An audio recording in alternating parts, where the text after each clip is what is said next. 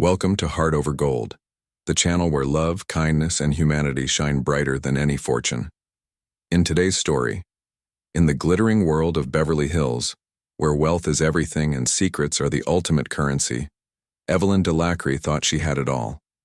A perfect marriage to Victor Thorne, a ruthless and ambitious real estate mogul, a stunning mansion she helped restore, and a quiet passion for architectural preservation.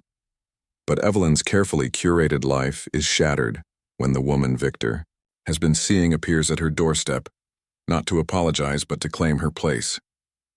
This woman, Serena Vance, arrives wearing a diamond necklace Evelyn knows all too well, a gift for someone else. Evelyn soon discovers that the betrayal she's been blind to has deeper roots, and the mansion she helped build isn't the only thing Victor is after. As the stakes rise, Evelyn holds a secret so powerful it could destroy everything. This is a story of ambition, deception, and revenge, where betrayal becomes the weapon, and the game is anything but over. Welcome to the quiet inheritance, Evelyn Delacre's final move. Don't forget to like, subscribe, and share your thoughts in the comments and keep up with our latest stories. If you believe betrayal is the ultimate push toward true power, hit that subscribe button now and turn on notifications. This isn't just a tale, it's a strategy for corporate retribution. Greetings everyone and welcome to our channel. Today we're pulling back the curtain on a betrayal so audacious. It could have been written for a drama series, but it's completely true. We're diving into the secretive world of Beverly Hills elite, where money talks and privacy is the ultimate luxury. Betrayal here isn't just idle gossip, it's a weapon. Evelyn Delacre had once thought her life was flawless. A loving but ambitious husband, a grand mansion in the hills, and a quiet obsession with architectural history. But her perfect life shattered the moment the woman sleeping with her husband knocked on her door. The mistress didn't come to apologize. She came to claim her place. Evelyn's life didn't simply fall apart, it exploded. What Victor and his mistress failed to realize was that Evelyn was no longer a powerless pawn in their game. She was the one who held the cards. A secret so big that it could destroy everything they thought they controlled. The golden afternoon sun filtered through the grand windows of the bare residence, casting long shadows on the flawless oak flooring. Evelyn Delacre slowly traced the rim of her wineglass, feeling the cool crystal under her fingers. From the outside, her life appeared to be a work of art. The mansion, an elegant neo-Georgian design she had poured herself into restoring, was a monument to sophistication. Her husband, Victor Thorne, a charming and fiercely driven real estate mogul, was the very picture of success. Their lives were a social calendar of gala events, intimate dinners and high-profile charity galas, where social power was measured in old money and pedigree. But tonight Victor was late, as he often was, closing yet another deal. His brief message simply read, "Running late." The kind of impersonal communication she had grown accustomed to. For years, Evelyn had stopped questioning these late nights. To question him was to invite his cold dismissal, a patronizing smile that made her feel insignificant. To him, she was a charming but secondary part of his world. A wife with the right last name but no real influence, just the way he liked it. She walked over to the expansive library, her sanctuary. The shelves were lined with books not as decoration, but because she genuinely cherished them. She ran her fingers over the leather bindings of rare editions, inhaling the comforting scent of aged paper and ink. Here she worked as a consultant for historical societies, drafting proposals to preserve cultural landmarks, a career she considered fulfilling, but that Victor referred to as her hobby. Then her phone buzzed. It was a notification from their joint credit card. Her stomach tightened when she saw the charge. $28,000 at Andalusian Jewelers, a boutique known for its high-end clientele on Rodeo Drive. It wasn't her birthday, nor was it their anniversary. Victor hadn't bought her jewelry in years, claiming her tastes were too particular. This, though, was different. This was extravagant and meant for someone else. The knot in her stomach grew tighter, cold dread creeping in. This wasn't the first sign of trouble, but it was the most blatant. The late-night calls from the terrace, the scent of perfume, too expensive and floral, clinging to his suits. She had become an expert at denying the truth, at convincing herself that she didn't see what was right in front of her. Victor had recently become obsessed with a particular property, the Abbey estate. Set on a bluff overlooking the Pacific, it was a once-in-a-lifetime opportunity, an abandoned mansion full of old-world charm but tangled in the web of legal entanglements. It was a prize for the elite, and Victor wanted it more than anything. Owning the Abbey isn't just about owning a house. It's about owning history, he had said, his voice dripping with hunger. Whoever acquires it will be unstoppable. He had thrown money at lawyers looking for a loophole, a weakness in the estate's ownership structure. He spoke of it like it was his destiny, his ultimate victory. Evelyn had listened in silence, but what he didn't know was that the Abbey was more than just a prize to her. It was her childhood home, a place where her ancestors had lived for centuries, a family legacy she had been forced to leave behind. Victor knew her only as Evelyn Thorne, taking her mother's maiden name after the last fallout with her father. But the name Delacqua, the powerful, respected name of her family, remained hidden, a secret she kept buried. The low hum of a car engine outside interrupted her thoughts. Victor had arrived. She inhaled deeply, steadying herself before forcing a smile onto her face. She wouldn't confront him tonight. Not about the jewelry, not about the perfume. Not yet. Victor entered, shedding his tailored coat and heading straight for the bar. He poured himself a generous whiskey, looking as though he'd conquered the world. "You won't believe the day I've had," he said, not bothering with pleasantries. "No kiss, no question about her day. Something good, I hope?" she asked, her voice even, controlled. Victor's smile was wide. "Monumental. I found the way in," he said, swirling the amber liquid in his glass. "A contact, someone who knows the old owner. The inheritance is in chaos. This is our chance." His gaze lingered on her, a look of appraisal as if measuring her reaction. "This is it. This is what we've been working toward. Can you imagine us there? The parties we'll throw, the power, the status." The word us hung in the air, empty and hollow. Evelyn could see the picture he was painting, a grand estate with him as the master and perhaps a new woman at his side. Someone who wore $28,000 necklaces without a second thought. The cold dread she had felt earlier solidified into something harder, sharper. The deal Victor was closing wasn't just about a house. It was about a new life, a life in which she was merely a loose end. The confrontation Evelyn had feared came 3 days later. It wasn't loud, it wasn't a dramatic scene. It came with the quiet chime of the doorbell. Victor had left early, claiming another urgent meeting. Evelyn was in the garden, tending to her rose bushes, a small act of defiance against the artificial world she inhabited. When she opened the door, she saw her, tall, poised, and dressed in a red dress so expensive it seemed out of place for a weekday morning. Her blonde hair was perfect, her makeup flawless. Around her neck, catching the light from the morning sun, was the $28,000 necklace from Andalusian jewelers. "I'm Serena Vance," the woman said, her voice sharp and cold. She didn't extend a hand, instead letting her eyes sweep over Evelyn, her simple linen dress, the dirt on her hands with barely concealed contempt. "I'm here to see Victor," Serena added, not waiting for a response. "He's not here," Evelyn replied, surprising herself with how calm she sounded. She didn't step aside.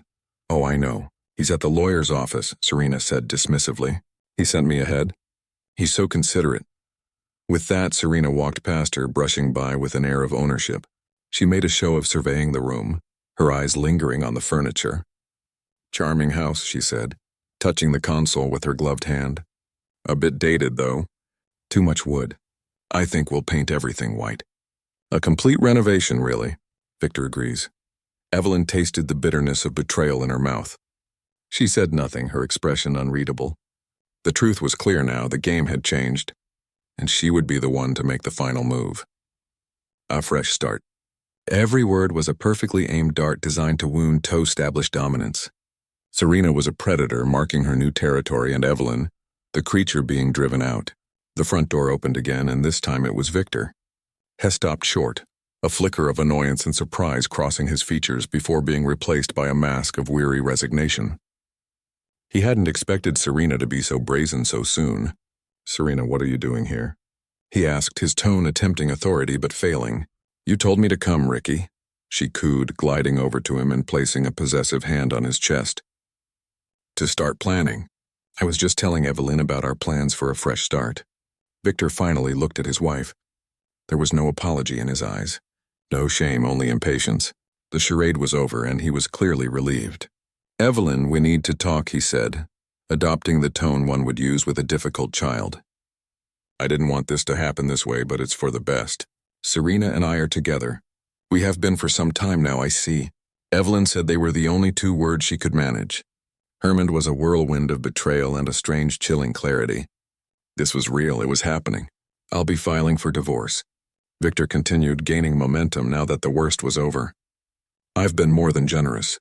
I'm prepared to offer you a very fair settlement, enough for you to get a lovely apartment somewhere. Perhaps the Wilshire corridor. You always liked it there. He's even giving you a coastal apartment," Serena added, as if this were a grand act of charity. "Of course this house," she gestured around the grand foyer, "will be ours." Evelyn stared at them, at this monstrously confident pair, who had already divided up her life, her home, her future without consulting her. They saw her as a temporary nuisance, a line item on their new budget. "This house," Evelyn finally found her voice, a thread of steel weaving through the shock. "This house is in my name, Victor. The deed is solely in my name." Victor actually laughed, a short, condescending bark. "Oh, Evelyn, darling, don't behave. That won't stand for a second.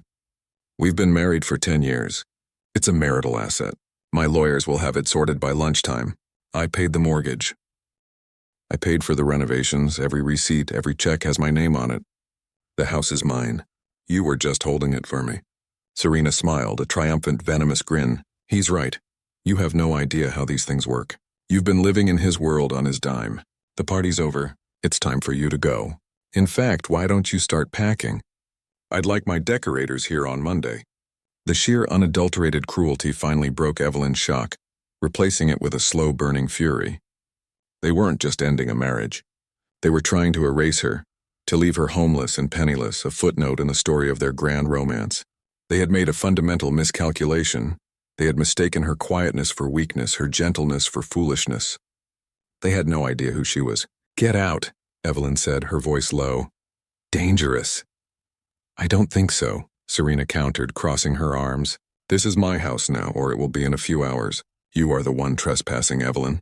But reasonable, Victor advanced. "Don't make this ugly. Just pack a bag. We'll send the rest of your things. Don't force me to act." He reached out to touch her arm, a gesture of false sympathy meant to pacify and dismiss. Evelyn recoiled as if from hot iron. "You act," she said, the rage now a glacial calm. "You have no idea, Victor. You have no idea what you've just done." She turned and walked, not to her bedroom to pack, but back to the library, her sanctuary, her command center.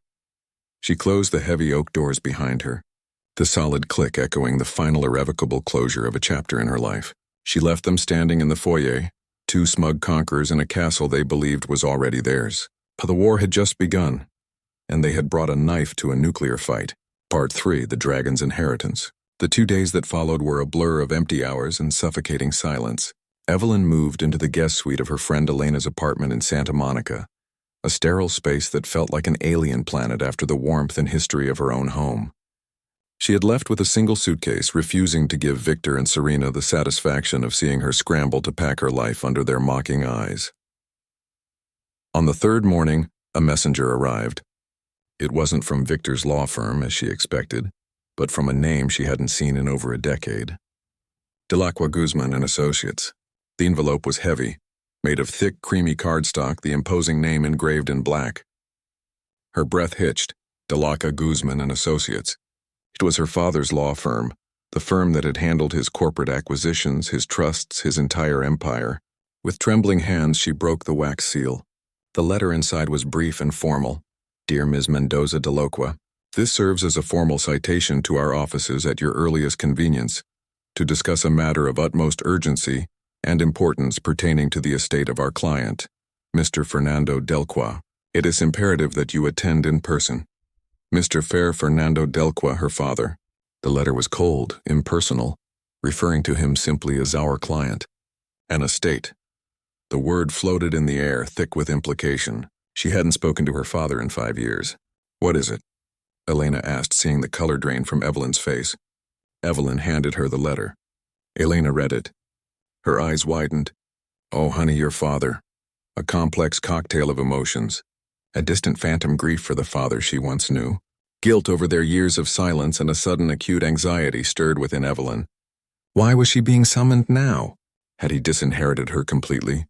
A final posthumous act of disapproval. I have to go, Evelyn said, her voice barely a whisper.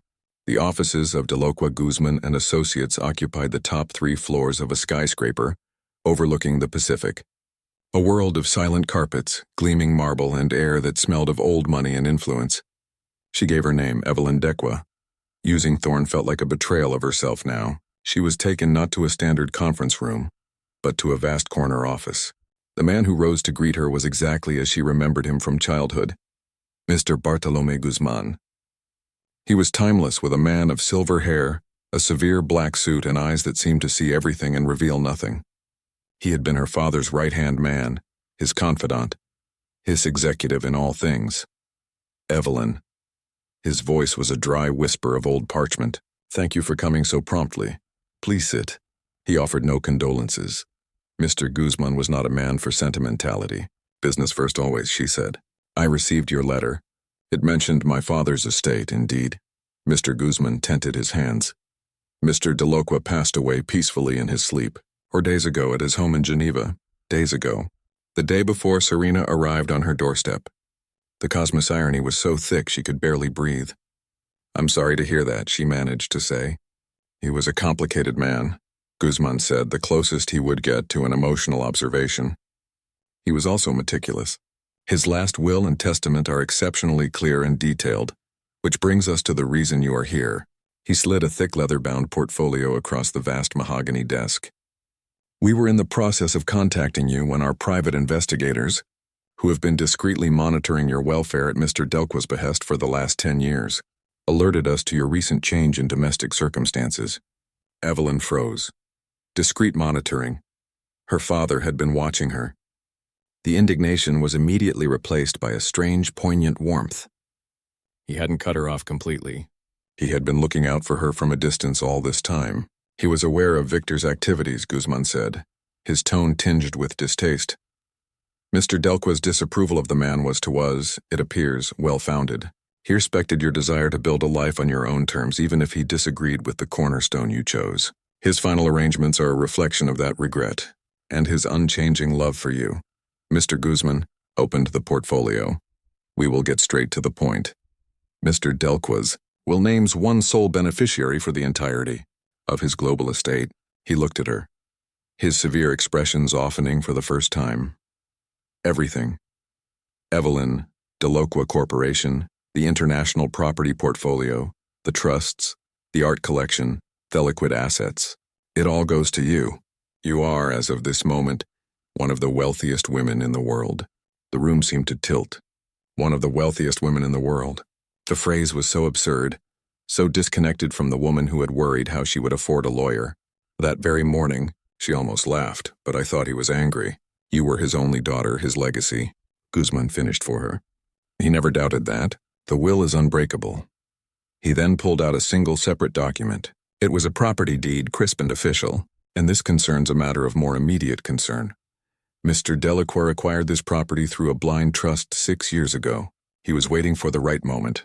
The deed was officially transferred to your name, and your name only this morning. A small welcome home gift, you might say. He turned the document for her to read. At the top, in elegant archaic script, were the words Property Deed Real Estate. The Abbey Estate, Coastal California. The Abbey Estate. The house Victor was obsessed with, the symbol of power he craved. The legacy he was trying to buy. It was hers. It had been her birthright all along. A slow smile spread across Evelyn's face. It was not a smile of joy or avarice. It was a smile of pure, unadulterated power. The game had just changed. The board had been flipped, and she was no longer a pawn. She was the queen. CTA to Reflection and Interaction. The news of Mr. Fernando Delqua's death broke the next morning, not as a quiet obituary, but as a thunderclap across the financial world. Let us know. Do you think Evelyn's revenge will be sweeter than jail for Victor? Part 4, The Final Reckoning. Victor, of course, saw the news. Evelyn could imagine him in his office reading the headlines, a flicker of opportunistic greed in his eyes. He would see it not as a tragedy, but as a seismic shift in the landscape of power and money. a new opportunity to exploit. He had no idea that the epicenter of the earthquake was about to be in his own living room.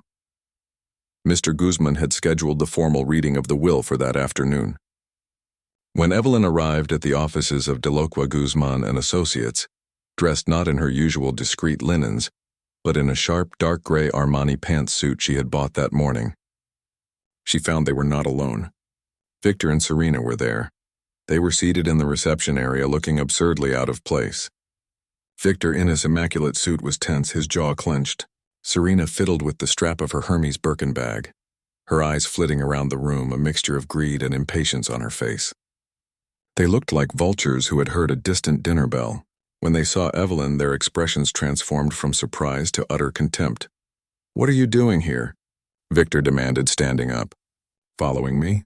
Trying to hostage a scene? How rich." "I was about to ask you the same thing," Evelyn replied, her voice cool and even. Mr. Guzman's severe gaze settled on the uninvited guests.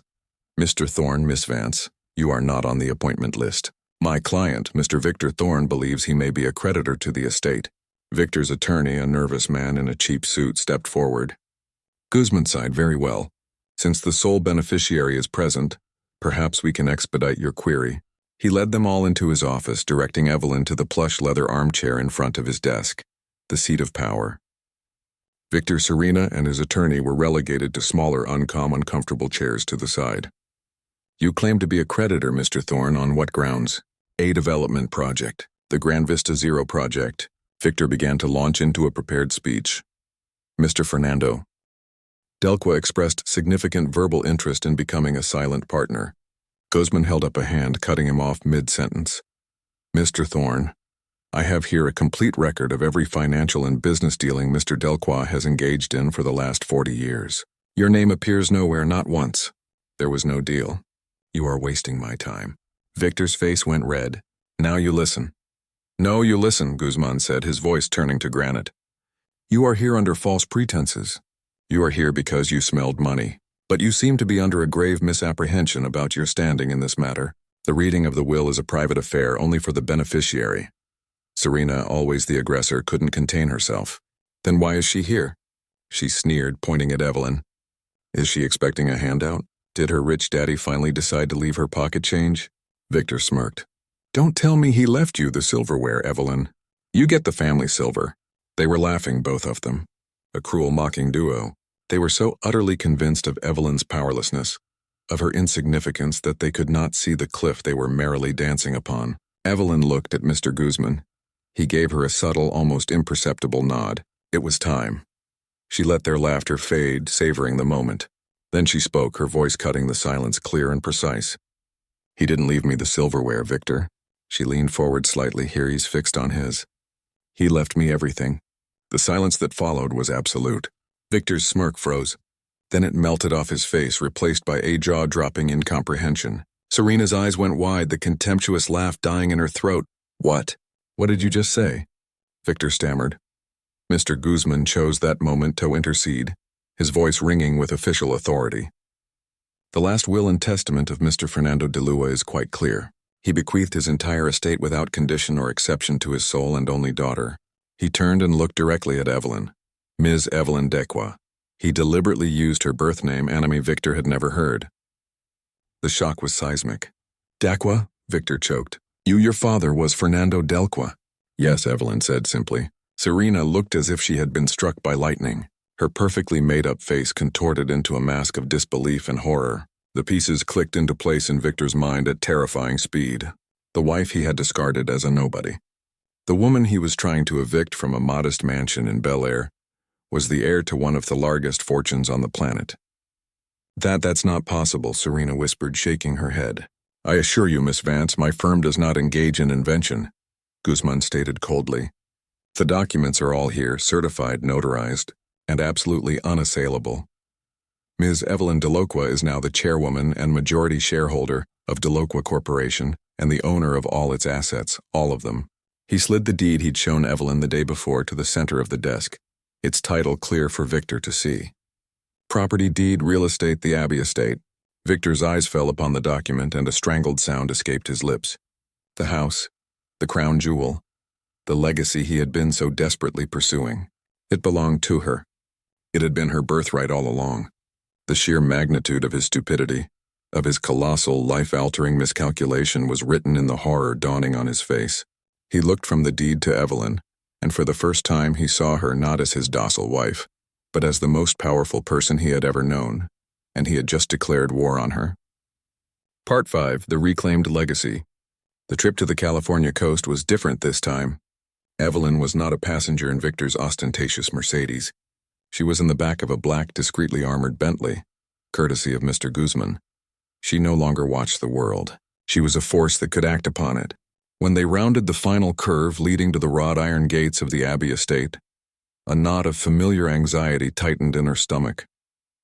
This was not just a property. It was a mausoleum of memories. Her quiet reflection was shattered when they rounded the final bend. There, in front of the magnificent gates, was Victor's Mercedes, and parked behind it a loud, obnoxious, yellow-moving truck on the lawn, directing two burly movers who were wrestling with a ridiculously ornate sofa, was Serena Vance. She was dressed in white linen trousers and a silk blouse, pointing and gesticulating as if commanding a military invasion. Victor was by the huge oak doors, arguing with a locksmith who was drilling into the main lock. They were moving in. The sheer unconscionable audacity of it sent a wave of red-hot fury through Evelyn. Even after their revelation in Guzman's office, even after knowing who she was, they were still pushing ahead with their pathetic coup, attempting to establish squatters' rights in her ancestral home. "Stop the car," Evelyn said, her voice dangerously quiet. "Madam, perhaps we should let security handle this," offered her driver. "No," she said, her eyes fixed on the scene. "I will handle this." She stepped out of the Bentley, the gravel crunching beneath her heels. The locksmith stopped drilling. Victor and Serena turned, and their jaws dropped collectively for the second time in 24 hours. "Evelyn," Victor exclaimed, his voice a mix of panic and bravado. "What the hell are you doing here? This is private property." "Indeed it is," Evelyn said, walking toward him with a firm, unhurried pace. "It is my private property, and you are trespassing." Serena, recovering with a sniff, pushed forward. "Don't be ridiculous. Victor's lawyers have this all sorted out. They found a loophole in the title. We have every right to be here. This house has been abandoned for years. The only thing that has been abandoned, Serena, is your grasp on reality," Evelyn said icily. She addressed the locksmith. "You may stop what you are doing. You are being paid to illegally break into my home. I suggest you pack your tools and leave before I charge you with felony trespass." The man looked from Evelyn's steel gaze to Victor's sputtering face, and wisely began packing his toolbox. "You can't do this," Victor shouted, his desperation mounting. "I have millions invested in this. I've made promises. My reputation is at stake." "Your reputation?" Evelyn let out a short, sharp laugh devoid of humor. "Victor, you are the joke you haven't understood yet. You tried to evict me from my own house in Bear to move your mistress in. Now you attempt to break into my family's estate to do the same. The pattern is as pathetic as it is predictable." Just then, two more black cars identical to Evelyn's pulled up at the driveway. Mr. Guzman emerged from the first holding a portfolio. Two uniformed police officers and a stern-looking man, the AB's head of security, emerged from the second. "Mr. Thorne, Miss Vance," Guzman announced, his voice echoing across the lawn. "The owner of this estate, Ms. Evelyn Delqua, has filed a formal complaint of criminal trespass against you." Here he produced the newest deed as the current title registered with the state showing Ms. Delqua's sole ownership. "You have absolutely no legal or moral right to be here." The police officer stepped forward. "Sir, we're going to have to ask you to vacate the premises immediately." Victor was a mess of helpless rage. He was used to intimidating his way to victory, but he was facing a wall of power he could not breach. Serena, however, made one last desperate plea. She turned to Evelyn, her voice suddenly pleading. "Evelyn, please, let's not be hasty. Victor and I made a mistake. A terrible mistake. But you and he had a life together. 10 years. Doesn't that count for anything? You can't just throw him out with nothing." "The 10 years we had, Serena, are precisely why I'm doing this," Evelyn said, her voice as cold and hard as the mansion stone. "Now get off my property, both of you." She addressed the movers. "As for that," she pointed at the gaudy gold sofa, "put it back on the truck. If any of their personal items are left on my grounds in the next 10 minutes, I will consider it abandoned trash and have it disposed of, defeated, humiliated, and utterly routed. Victor and Serena had no choice but to retreat. As their car sped away down the drive, kicking up dust in defeat, Mr. Guzman handed Evelyn a single heavy ornate brass key. "Welcome home, Miss Delacroix," he said. Evelyn took the key. It felt warm in her hand. She walked up the stone steps. She inserted it into the lock the man had failed to drill, and she turned. The heavy door opened with a soft sigh, releasing the scent of beeswax, old wood, and thyme. She crossed the threshold not as a visitor, but as the owner of the abbey. This wasn't just a house. It was her fortress. It was her legacy. It was her throne. And she had just defended her kingdom. Part 6. The Fall of the Vulture and the Quiet Throne. The downfall of Victor Thorne was not a spectacular explosion, but a slow systemic collapse orchestrated with the precision of a controlled demolition. While Evelyn reacquainted herself with the echoes of the abbey, Mr. Guzman and the formidable legal team at Delqua Corporation dismantled her ex-husband's life. The first strike was financial. Victor had built Thorne real estate on a mountain of debt, leveraged against the illusion of his own success. Now the banks and investors who once courted him saw him for what he was, a man who had monumentally fumbled a connection to one of the world's greatest fortunes. His credit lines were frozen overnight. His main sponsors pulled their funding. His Grand Vista Zero project stalled, a half-finished steel skeleton, a testament to his hubris. Serena Vance watched her own social position evaporate. She was no longer the cunning siren who had snagged a wealthy developer. She was the fool who had latched onto a sinking ship. The invitations vanished. Meanwhile, at the Abbey, Evelyn transformed. Under Guzman's tutelage, she began a rapid, intensive education in the workings of her inheritance. They discovered the quiet, studious woman had a mind like a steel trap. Her background in architectural preservation had given her a meticulous eye for detail and a deep understanding of structural integrity, both in buildings and in business. She was a brilliant, innovative leader, merging her father's business acumen with her own passions for sustainable development. It was during a review of the real estate portfolio that she found the final key to Victor's ruin. In his arrogance, he had been using shell corporations to defraud his own father-in-law. He had been trying to swindle the very empire his wife was destined to inherit. It was an act of corporate espionage that carried jail time. She had the power to destroy him completely. But instead, she devised a plan that was in its own way far crueler and more fitting than a jail cell. She would not allow him the dignity of being a corporate martyr. She would ensure he was simply erased. The final meeting took place in the sterile neutrality of a downtown hotel. Victor arrived alone. Serena had left, dissolving into the ether from which she came. Victor looked haggarded.